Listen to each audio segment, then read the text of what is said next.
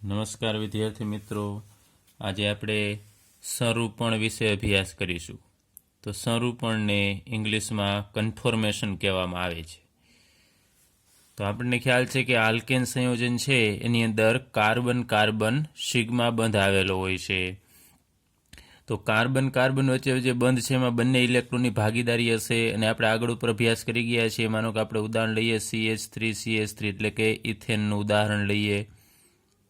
તો ઇથેનમાં અહીંયા carbon carbon વચ્ચેનો જે બંધ હશે એમાં આ કાર્બનની જે sp3 સંકૃત કક્ષક છે એ આ બીજા કાર્બનની sp3 સંકૃત કક્ષક હશે એની સાથે આ રીતે જોડાય છે અને આ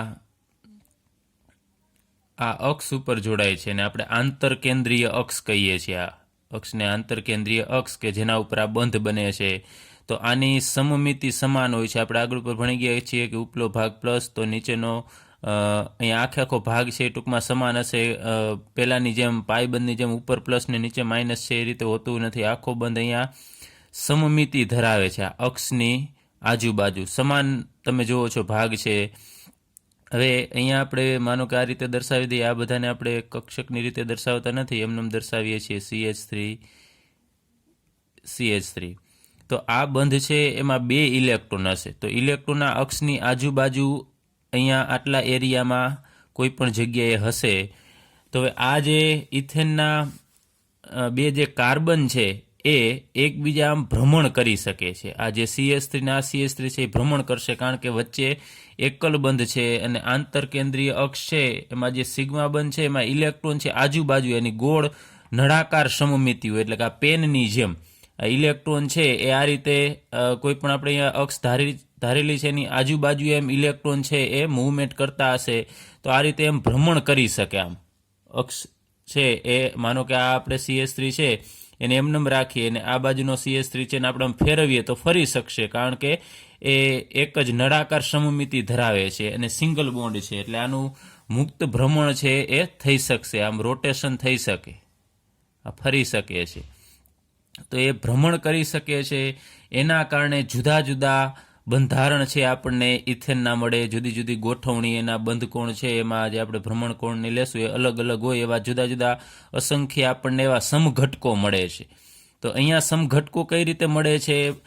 આ બંધ ધરી છે એની આસપાસ ભ્રમણ થવાથી સમઘટકો મળશે. એ સમઘટકોને આપણે સરૂપણ અથવા તો સરૂપણીય સમઘટકો અથવા તો ધોરણી કહેવામાં આવે છે. અહીંયા હું લખું છું, સરૂપણ પણ કહેવામાં આવે છે અથવા તો સરૂપણ સમઘટકો અથવા એને ધોરણી કહેવામાં આવે છે. તો આ સમઘટકો વિશે હવે અહીંયા આપણે વિગતવાર અભ્યાસ કરીએ. ચલો, ત્યારબાદ આપણે ઇથેનનું સરૂપણ લઈએ કે એના જુદા જુદા સંરૂપણીય સમઘટકો વિશે અભ્યાસ કરીએ. તો અહીંયા ઇથેનમાં કાર્બન કાર્બન વચ્ચે આપણે ઉપર વાત કરીએ, અહીંયા સિંગલ બોન્ડ છે અને બંધ ધરીની આસપાસ એ મુક્ત ભ્રમણ કરી શકશે. તો અહીંયા આપણે એ મોડેલ દ્વારા સમજીએ. અહીંયા આ બાજુ CH3 છે અને આ બાજુ પણ CH3 છે. તો આ જે અહીંયા ગોળ દડો છે એ કાર્બન આપણે સમજવાનો છે અને આ જે ભાગ સળી છે એ હાઇડ્રોજન છે. આટલો ભાગ થશે CH3. ત્યારબાદ આ ભાગ છે એ પણ CH3 થશે. એમાં તમે જુઓ છો આ ગોળ દડો છે કાર્બન અને આ 3 સળી છે એ હાઇડ્રોજન છે, એમાં આપણે માનવાનું છે. તો એ બંને CH3 ભાગ છે એ વચ્ચે એકલ બંધથી જોડાયેલી છે. તો અહીંયા આપણે ગણીએ કે આ બંધ છે. તો આ 2 CH3 છે આ રીતે આમ જોડાયેલા હશે અને વચ્ચે અહીંયા આપણે જે આ દર્શાવું છું આ ભાગ એ બંધ દર્શાવે છે. આ વચ્ચેનો CH3 વચ્ચેનો આ સિગ્મા બંધ છે. હવે એકલ બંધ છે તો એ મુક્ત ભ્રમણ છે કરી શકશે.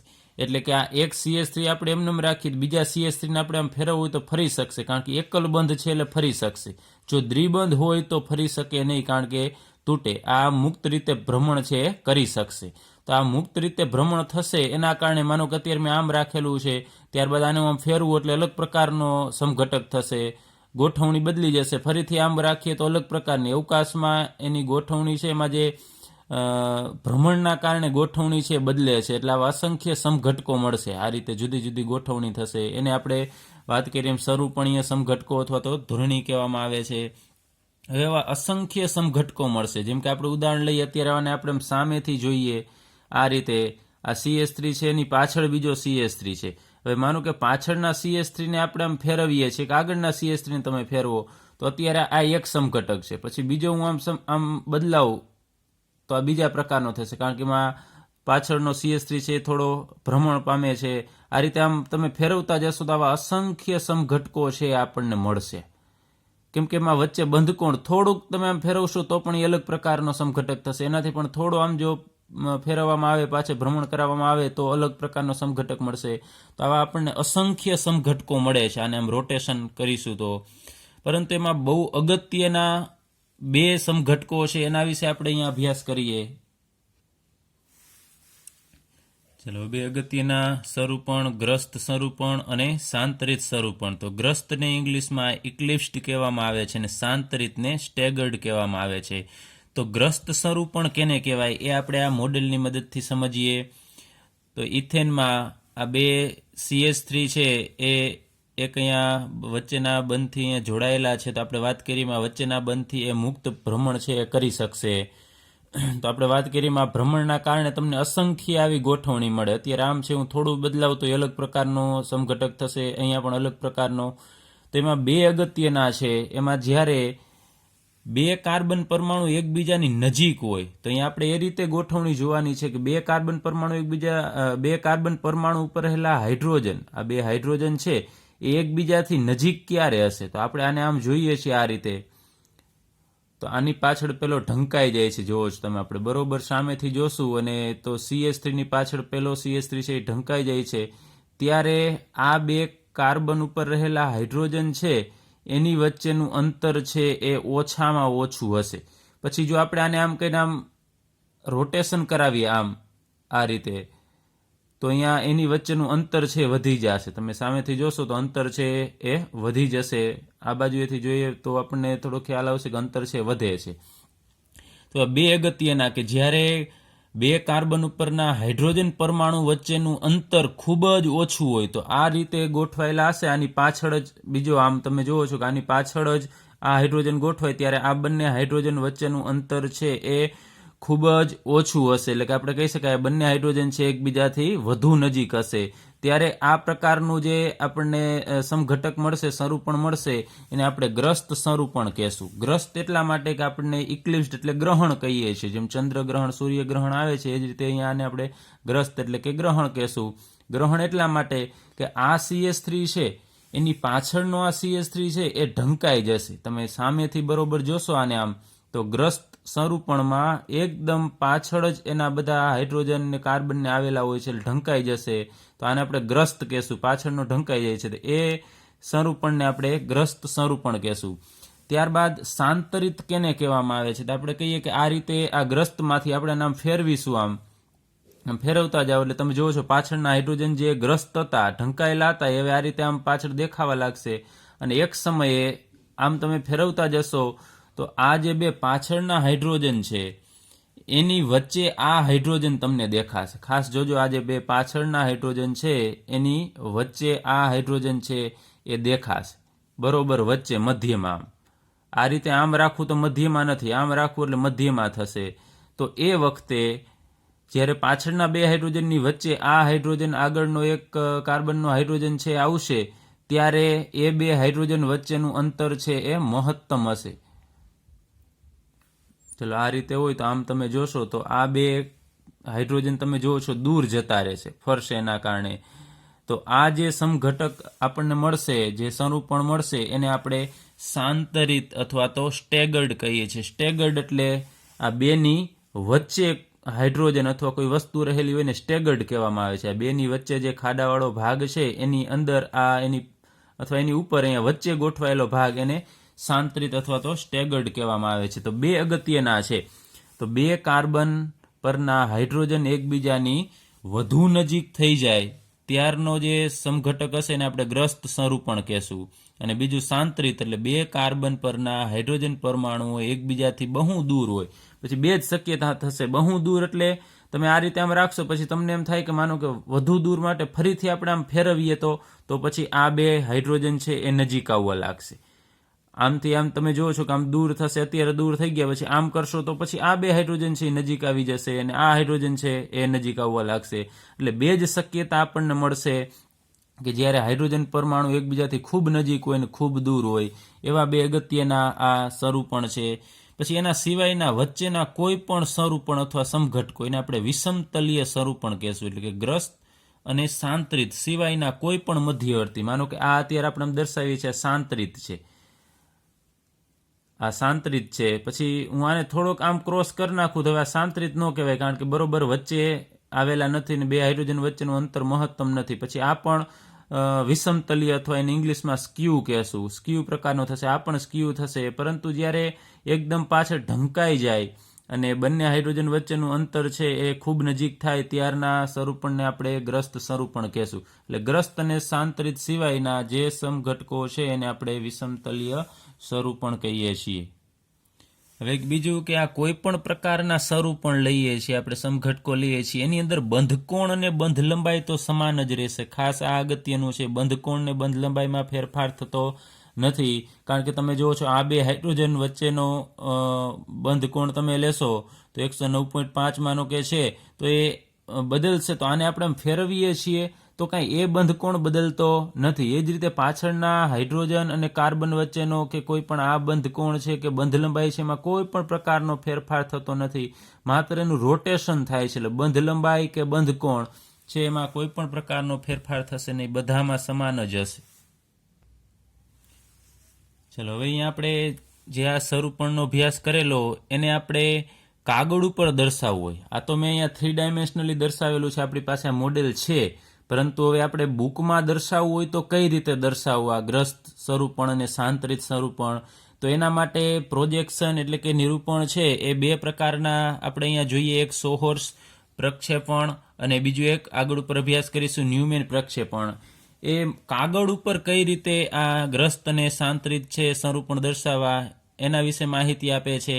તો સોહર્સ પ્રક્ષેપણ લઈએ સૌપ્રથમ, એમાં આપણે અણુને આણ્વીય અક્ષની દિશામાં જોવામાં આવે છે. તો અણુ છે ને આણ્વીય અક્ષ એટલે આ થશે, કાર્બન કાર્બન વચ્ચેનો જે બંધ છે એ આણ્વીય અક્ષ થશે, એની દિશામાં આમ જોવાનું, આમ એટલે આપણને આણ્વીય અક્ષ દેખાતી હોય એ રીતે આપણે અણુને જોવાનો રહેશે. ત્યારબાદ એટલે આમ લીટી દર્શાવવાની આ રીતે.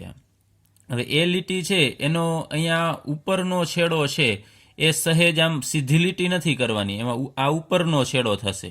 એ ઉપરનો છેડો છે થોડોક સહેજ કાં જમણી બાજુએ નમેલો રાખવાનો કાં ડાબી બાજુ, તમે આને આમ પણ દર્શાવી શકો અથવા આ બાજુએ પણ દર્શાવી શકો, સીધી લીટી દર્શાવવાની નથી. તો ઉપરનો છેડો છે, નીચેનો છેડો અહીંયાનો જ આ આપણે અહીંયા દર્શાવીએ છીએ. હવે અહીંયા જે કાર્બન છે, અહીંયા છેડો છે, અહીંયા કાર્બન હશે, તો એની સાથે 3 હાઇડ્રોજન છે દર્શાવવાના છે, અને એ 3 હાઇડ્રોજન આપણે એ રીતે દર્શાવવાના કે એની અહીંયા લીટી કરવાની છે.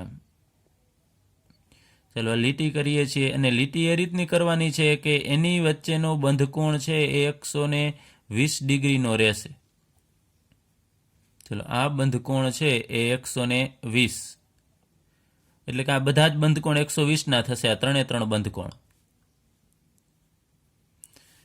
હવે અહીંયા જે આ લીટી આપણે દર્શાવેલી છે એમાં નીચેનો છેડો છે ત્યાં કાર્બન છે એની સાથે હાઇડ્રોજન જોડાયેલો હશે, આની જેમ જ દર્શાવે. અહીંયા માનો કે આપણે આને 90 ડિગ્રીએ ગણીએ કે આમ આપણે લંબ રાખીને આ સીધી આમ ઉપર 90 ડિગ્રીએ છે, તો અહીંયા પણ આપણે એને આમ ઉપર મુજબ જ ઉપરનો આ જે ઉપરની લીટી સાથે જે રીતે હાઇડ્રોજન જોડાયેલો છે એ જ પોઝિશનમાં આમ દર્શાવીએ, અને અહીંયા પણ સેમ એ જ રીતે. પછી આને અહીંયા લીટી દર્શાવેલી છે અને બીજી લીટી દર્શાવીએ, એની વચ્ચેનો બંધકોણ 120 આપણે રાખવાનો રહેશે, અને આ બાજુ આપણે લીટી દોરીએ એનો બંધકોણ પણ 120. એટલે ઉપર મુજબ જ આપણે 3 હાઇડ્રોજન છે દર્શાવવાના છે, 120 ડિગ્રીના ખૂણે આ અહીંયા લીટી દોરવાની છે. તો અહીંયા તમે જોઈ શકો છો કે અહીંયા જે લીટી આમ ઊભી દેખાય છે આપણને, એવી જ લીટી અહીંયા પાછળ છે. પછી આ લીટી છે એની પાછળ જ આ લીટી આવતી હોય એવું આપણને લાગે. આ તો આપણે સાઈડમાંથી જોઈએ છીએ, આમ સામેથી જોશો તો આની પાછળ જ બરોબર આ લીટી આવે છે. તો આની પાછળ આ હાઇડ્રોજન ઢંકાઈ જશે, આ હાઇડ્રોજનની પાછળ આ ઢંકાઈ જશે, અને આ હાઇડ્રોજનની પાછળ આ હાઇડ્રોજન ઢંકાઈ જશે. તો આમાં ગ્રહણ થાય છે, એમ કહી શકાય કે આની પાછળ ઢંકાઈ જાય છે. તો આ પ્રકારનું સંરૂપણ છે ને આપણે ગ્રસ્ત સંરૂપણ કહેશું, એટલે કે ઇક્લિપ્સ્ડ કહી શકાય, ગ્રહણ. હવે સાંત્રિત દર્શાવવા માટે આપણે શું કરવાનું છે? તો અહીંયા જે લીટી છે એનો નીચેનો છેડો છે એની સાથે આપણે આની જેમ જ હાઇડ્રોજન 3 દર્શાવી દઈએ 120 ડિગ્રીના ખૂણે, અને પાછળ જે આપણે અહીંયા હાઇડ્રોજન દર્શાવવાનો થશે એ આ બે હાઇડ્રોજનની વચ્ચે આવતો હોય ને એ રીતે અહીંયા દર્શાવવાનો. અહીંયા તમે જુઓ છો કે ગ્રસ્તમાં તો આપણે અહીંયા જેમ એને સમાંતર જ દર્શાવેલું, જ્યારે હવે આ બેની વચ્ચે લીટી આવતી હોય ને એ રીતે આપણે અહીંયા લીટી દર્શાવવાની રહેશે. આ બેની વચ્ચે, એ જ રીતે આ બેની વચ્ચે આવતી હોય લીટી એ રીતે આપણે અહીંયા દર્શાવવાનું રહેશે, અને આ બે હાઇડ્રોજનની વચ્ચે અહીંયા લીટી આવે એ રીતે અહીંયા દર્શાવવાની.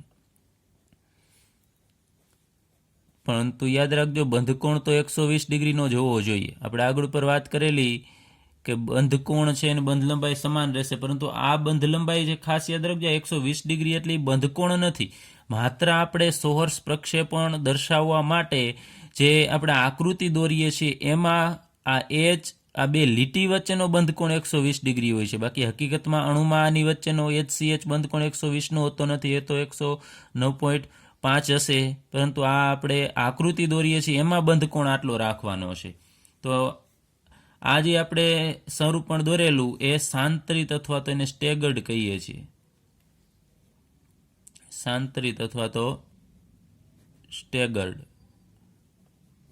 તો એનો અર્થ એવો થશે કે બેની વચ્ચેનો જે ખાડાવાળો ભાગ હોય એમાં આવેલો હોય. તો આ બે અહીંયા આપણે હાઇડ્રોજન દર્શાવેલા છે એની વચ્ચેના ભાગમાં આ હાઇડ્રોજન આવેલો છે એવું આપણને લાગે આમ જો સામેથી જોશું તો.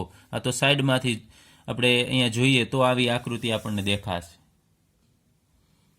ચલો, ત્યારબાદ ન્યુમેન પ્રક્ષેપણ, એટલે કે અલગ પ્રકારનું આપણે નિરૂપણ જોવાનું છે. તો આમાં અણુને આપણે સામેની તરફથી જોવાનો રહેશે. આગળ ઉપર સોહર્સમાં આપણે સાઈડમાંથી જોયેલો આણ્વીય અક્ષની દિશામાં કે આ અક્ષ દેખાતી હોવી જોઈએ, હવે સામેની તરફથી જોવાનું છે. તો અહીંયા આપણે આ મોડેલની મદદથી સમજીએ કે આ ઇથેનનો અણુ છે, તો આ આણ્વીય અક્ષ દેખાય એ રીતે આપણે જોઈએ છીએ, પરંતુ આમાં હવે જોવાનું રહેશે આપણે સામેથી. આ રીતે આમ બરોબર એક્ઝેક્ટલી સામેથી જોવાનો થશે આ અણુને. તો સામેથી જોશો તો આ આપણી તરફનો, એટલે કે આપણી આંખ તરફનો આ કાર્બન થશે, અને આ આપણા આંખથી દૂર રહેલો એટલે કે પાછળ રહેલો આ કાર્બન છે. તો આપણી તરફ એટલે કે આંખની નજીકનો કાર્બન છે ને એને આપણે બિંદુ સ્વરૂપે દર્શાવવાનો રહેશે. તો અહીંયા હું દર્શાવું છું આમ બિંદુ સ્વરૂપે, માત્ર આમ આ તો સમજાવવા માટે અહીંયા હું રાઉન્ડ કરું છું, બાકી રાઉન્ડ કરવાની પણ જરૂર નથી. તો આ જે કાર્બન છે એ શું છે એ હું અહીંયા દર્શાવું છું. આ આપણા આંખની નજીકનો કાર્બન છે.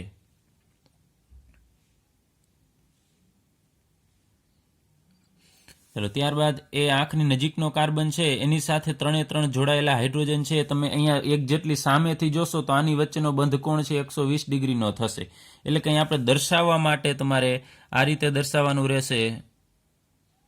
ઉપર મુજબ જ 3 લીટી દોરવાની, અને એ 3 લીટી છે એની વચ્ચેનો બંધકોણ 120 ડિગ્રીનો હોવો જોઈએ. ચલો, આની વચ્ચેનો બંધકોણ છે 120 ડિગ્રીનો હશે, હું લખતો નથી. તો આ આગળનો CH3 થશે, જે માત્ર અહીંયા મેં દર્શાવેલો છે આ રીતે આમ. હવે પાછળનો જે CH3 છે, આ પાછળનો, એને કઈ રીતે દર્શાવો? તો પાછળનો કંઈક કાર્બન આપણને દેખાય એવી કંઈક રચના દોરવી પડશે. તો પાછળનો કાર્બન છે એને આપણે આમ મોટા રાઉન્ડ વડે દર્શાવીશું.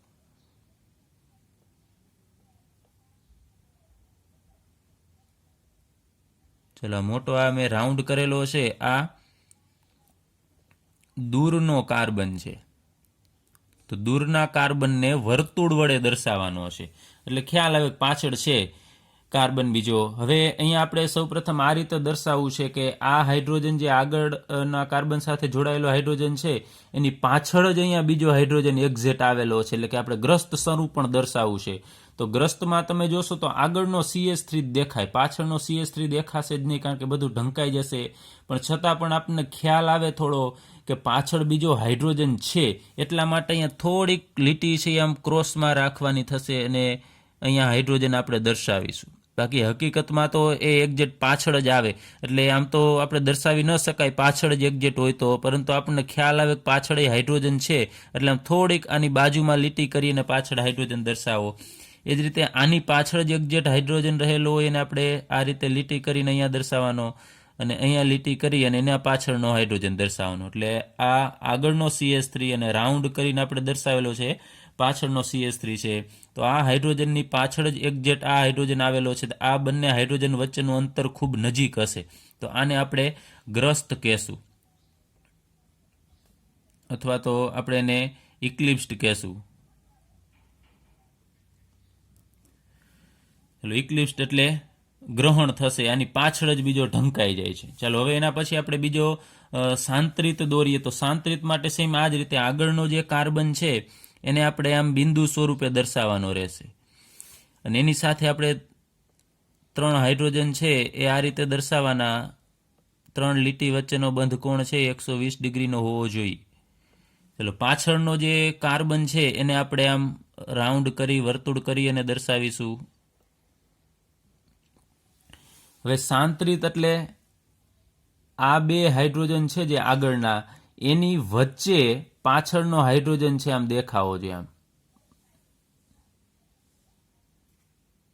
ચલો, આ અત્યારે મેં દર્શાવેલું છે એ સાંત્રિત થશે. સાંત્રિતમાં આ હાઇડ્રોજન એટલે કે કોઈ પણ આ કાર્બન ઉપરનો હાઇડ્રોજન અને પાછળના કાર્બનનો હાઇડ્રોજન એની વચ્ચેનું અંતર છે મહત્તમ હશે.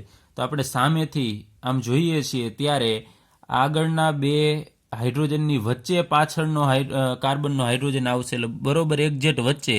અહીં 120 ડિગ્રીનો ખૂણો છે, તો બરોબર અહીંયા મધ્યમાં આપણે હાઇડ્રોજન દર્શાવવાનો રહેશે કે જે પાછળના કાર્બન ઉપરનો છે. એ જ રીતે આ 2 લીટીની બરોબર મધ્યમાં અહીંયા હાઇડ્રોજન, અને આ 2 લીટી છે એની મધ્યમાં આપણે અહીંયા હાઇડ્રોજન દર્શાવવાનો રહેશે. તો આ જે સ્વરૂપણ આપણને મળે છે એને આપણે સાંત્રિત કહેશું, અથવા તો આપણે એને કહીએ છીએ સ્ટેગર્ડ.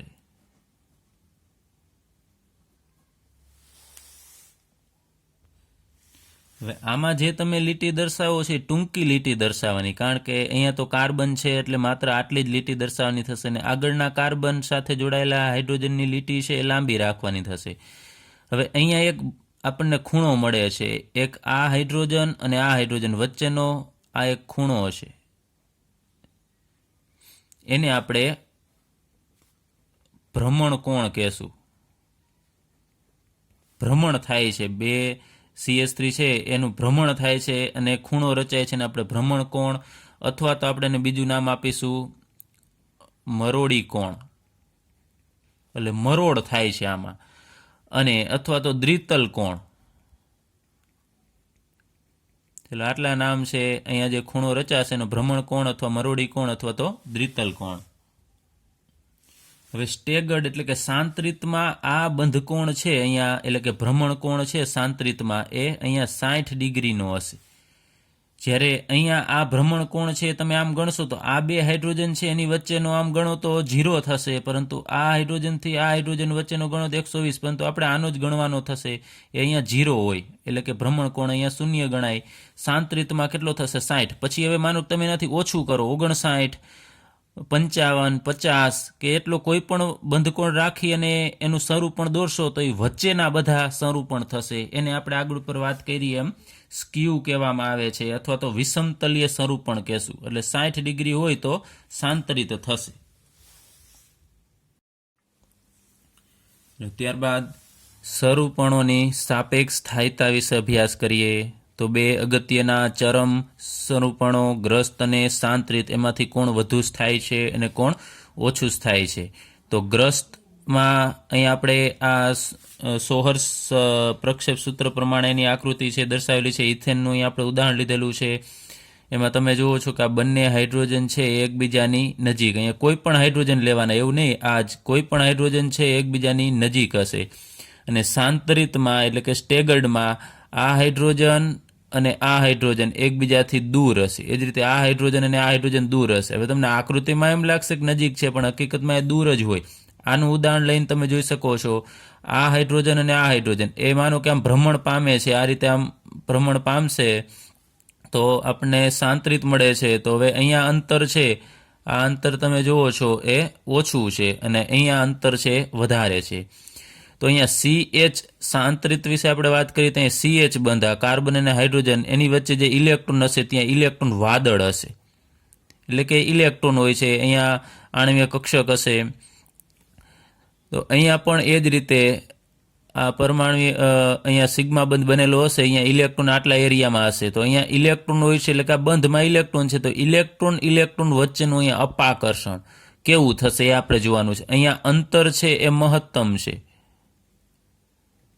અંતર વધુ છે, મહત્તમ છે, તો અંતર વધુ હોય એમ ઇલેક્ટ્રોન વચ્ચેનું અપાકર્ષણ ઓછું થાય.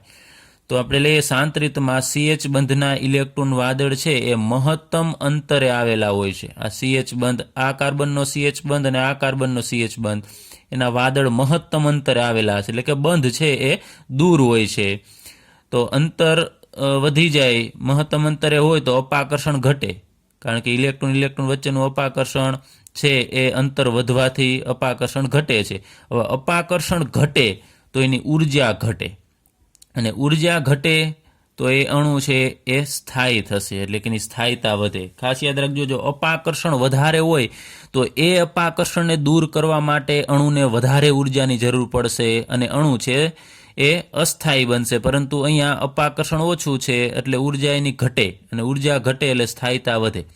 હવે જ્યારે શાંતરિતમાંથી એ માનો કે આપણે કહીએ કે ગ્રસ્તમાં એ રૂપાંતર પામે છે, તો આ હાઇડ્રોજન આપણે એમ કહીએ કે આ તરફ આવશે, પાછળનો CH3 છે આમ ભ્રમણ કરશે, તો આ અવસ્થામાં આવશે ત્યારે શું થશે, અહીંયા આ ઇલેક્ટ્રોન વાદળ, CH બંધનું ઇલેક્ટ્રોન વાદળ છે એ ન્યૂનતમ અંતરે આવે છે, એના વચ્ચેનું અંતર છે એ ઘટે છે. તો અહીંયા ઇલેક્ટ્રોન વાદળ ન્યૂનતમ અંતરે આવે ત્યારે નજીક હોવાના કારણે અહીંયા ઇલેક્ટ્રોન જ છે બંનેમાં, તો અપાકર્ષણ વધશે. અપાકર્ષણ વધે તો એ અપાકર્ષણને ઘટાડવા માટે અણુને વધારે ઉર્જાની જરૂર પડે, એટલે અણુની ઉર્જા વધે છે, અને અણુની ઉર્જા વધે તો સ્થાયીતા ઘટે. તો આપણે કહી શકાય કે ગ્રસ્ત છે એ શાંતરિતની સાપેક્ષે ઓછો સ્થાયી થશે, અને શાંતરિત છે એ ગ્રસ્તની સાપેક્ષે વધુ સ્થાયી થશે.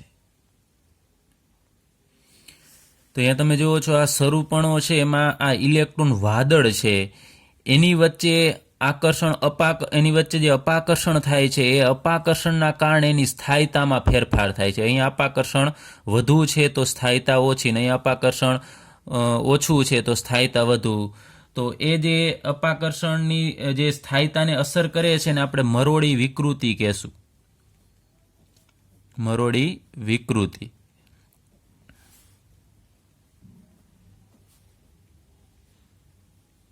તો ફરીથી મરોડી વિકૃતિ કેને કહેવાય, આ ઇલેક્ટ્રોન વાદળ વચ્ચેનું અપાકર્ષણ કે જે આ સ્વરૂપણ છે એની સ્થાયીતાને અસર કરે છે, અને આપણે મરોડી વિકૃતિ કહેશું. હવે અહીંયા આપણે આગળ ઉપર તમને ખ્યાલ હોય તો આપણે વાત કરેલી કે અહીંયા ભ્રમણ કોણ અથવા તો મરોણી કોણ અથવા તો દ્વિતલ કોણ, તો એ આપણે એ આગળ ઉપર ન્યુમેન પ્રક્ષેપ સૂત્ર છે એ ભણી ગયા છીએ. એમાં આપણે વાત કરેલી કે શાંતરિતમાં આ રીતે ભ્રમણ કોણ છે એ મહત્તમ હશે. ચલો અહીંયા 60 ડિગ્રીનો હોય છે શાંતરિતમાં, અને જ્યારે અહીંયા આપણે ઇક્લિપ્સ્ડ અથવા તો ગ્રસ્તમાં દર્શાવીએ